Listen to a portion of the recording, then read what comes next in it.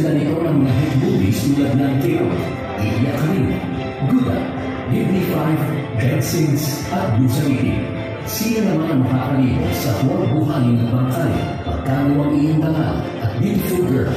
Ngunit ang talagang tumatak sa kanyang film outfit ay ang mga ST movies kung saan nakatulong siya sa pagpapasikat kina Rosana Roses, Natasha Ledesma, Priscilla Almela, Rodel Velayo at Leandro Valdemoro. Nandiyan din ang tinatawag ng mga sacred jewels tulad ni Marchartian Barrero, Cesar Montano, Claudine Barreto, Ian Veneracion, Diana Zubiri, Francine Prieto, Alfred Vargas at Isko Moreno.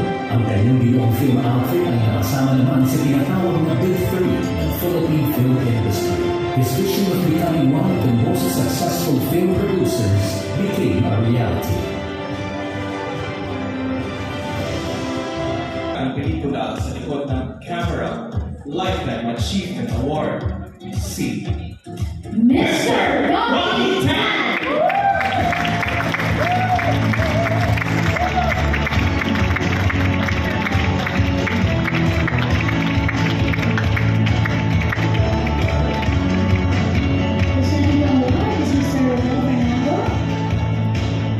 Ilan pala siya ngayon?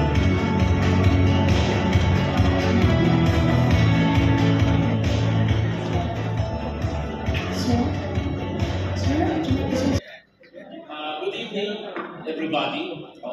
Nung nalaman ko na binigyan ako ng recognition sa award nito by PMPC, natuwa ako kasi at least bago kumuha ng dito sa mundo ito, at least nagkaroon ako ng recognition. At dito, nagpapasalamat ako sa lahat ng members ng PMPC for this Life Achievement Award. So from the bottom of my heart, I thank you so much. Bye. Mr. Ron, ladies and gentlemen. Congratulations, sir. Hindi ko namin kayo makakalimutan because if it's from Seiko, It must be good! Yeah!